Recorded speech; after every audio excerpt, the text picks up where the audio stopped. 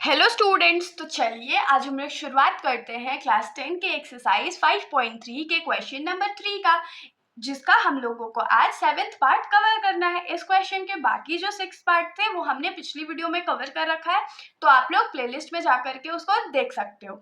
बाकी इस क्वेश्चन में हम लोगों को बोला क्या गया है, तो इन एन एपी मतलब कि कोई ऐसा एपी एग्जिस्ट करता है जिसके बारे में जो इन्फॉर्मेशन है वो हम लोगों को गिवन है।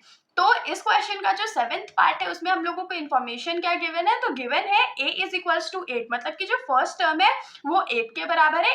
an का जो वैल्यू है वो 62 है, sn का जो वैल्यू है वो 210 है, और हम लोगों को फाइंड करना है n का वैल्यू और d का वैल्यू। तो देखिए इसमें जो हम लोग क्या करने वाले हैं ना, कि हम लोग कुछ नया कॉन्सेप्ट्स का यूज करेंगे, या बोल सकते हो नए फॉर्मूले का यूज करेंगे, जिससे हम लोग आराम से वैल्यू निकाल सकते हैं। तो हम लोगों को गिवन क्या क्या है, तो a is equals to 8 given है, an is equals to 62 given है, और sn is equals to 210 given है। ये हम लोगों को गिवन है। अब देखिए sn का फॉर्मूला हम लोग क्या जानते हैं, sn is equals to n/2 bracket में 2a plus n-1 into D. ये हमारा sn का नॉर्मल फॉर्मूला होता है जो हम लोग अभी तक यूज करते आए हैं। लेकिन अगर हम लोग इसको थोड़ा सा इवेलुएट करें या थोड़ा सा हम लोग इसमें दिमाग लगाए, तो 2a है मतलब कि क्या है, a प्लस a है ना, प्लस n-1 इंटू डी है।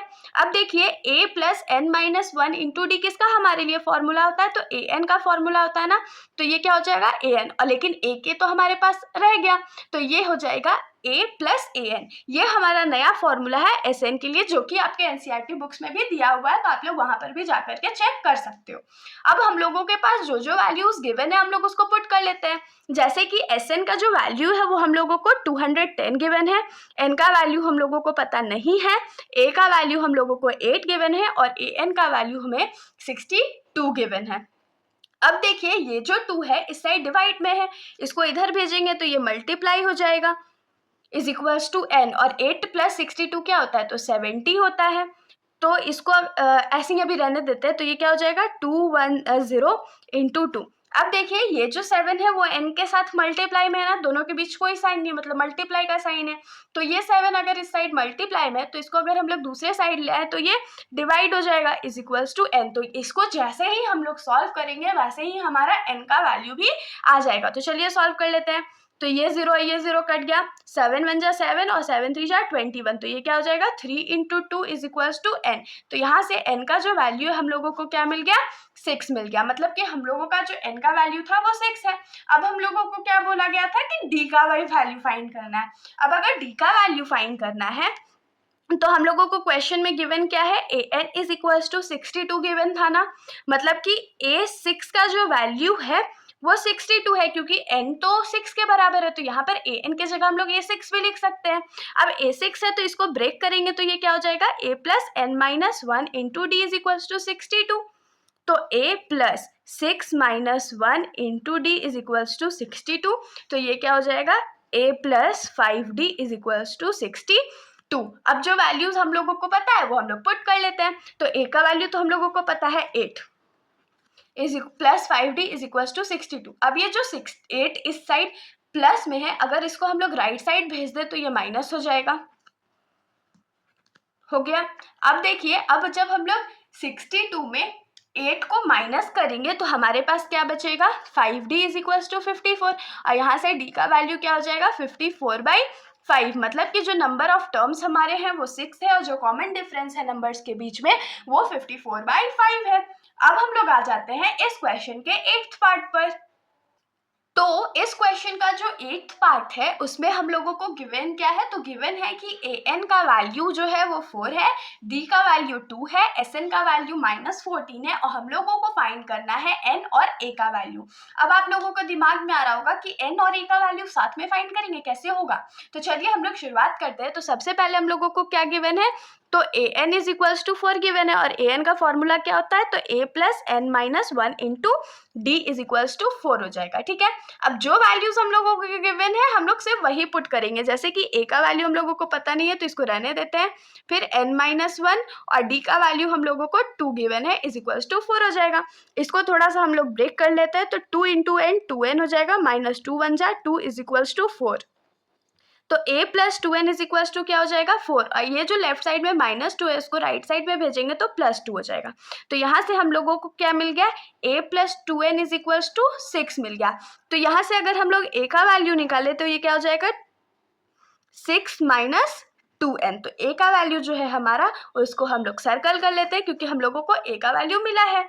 अब हम लोग को क्या गिवन था आगे कि Sn का वैल्यू जो है वो -14 के बराबर है, और Sn का फॉर्मूला क्या होता है, तो n/2 into 2a plus n-1 into D, ये हमारा Sn का फॉर्मूला होता है।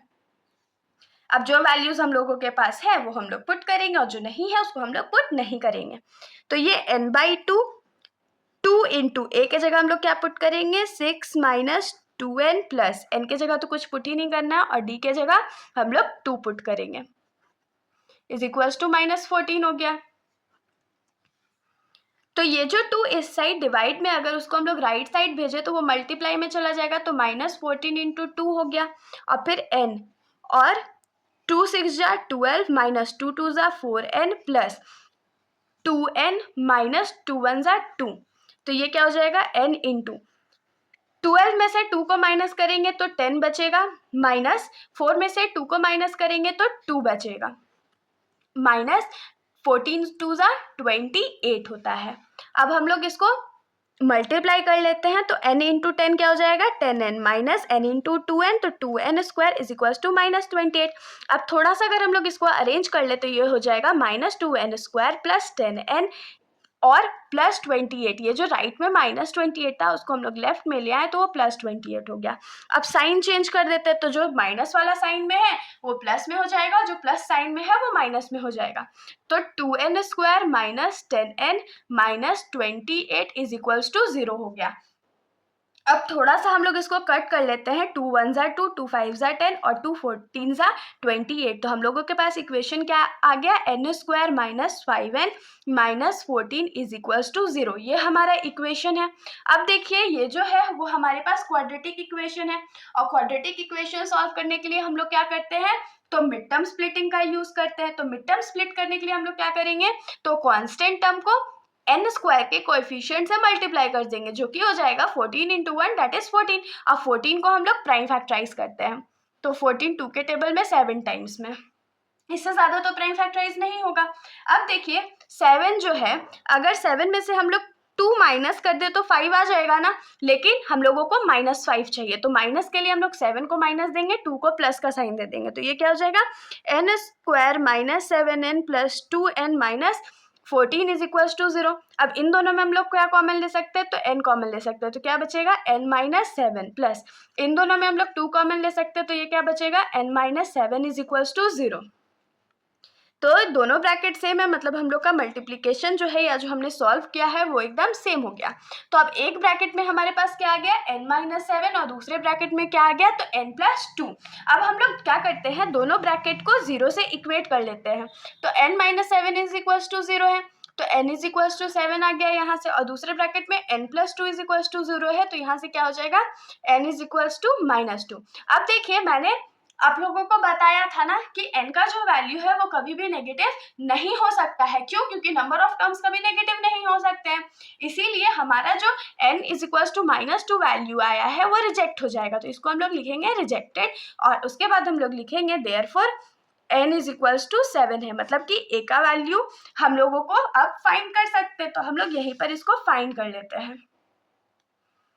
तो a is equals to 6 minus 2n था, is equals to 6 minus 2 into n का वैल्यू हमारा 7 आया है, तो 6 माइनस 7 2 जा 14, और 14 में से अगर 6 जाएगा तो 8 बचेगा। तो यहाँ से हम लोगों के पास a का जो वैल्यू है वो -8 आ गया, और n का जो वैल्यू था वो 7 आ गया। तो इसके साथ हमारा ये जो सॉल्यूशन है यहीं पर ख़त्म हो जाता है। अगर आप लोगों को कोई भी डाउट हो तो आप लोग कमेंट सेक्शन में पूछ सकते हो, वरना अगर आप लोगों को वीडियो अच्छी लगी तो वीडियो को लाइक कर दीजिएगा, और मेरे चैनल को बिना सब्सक्राइब किए कहीं मत जाइएगा। Thank you.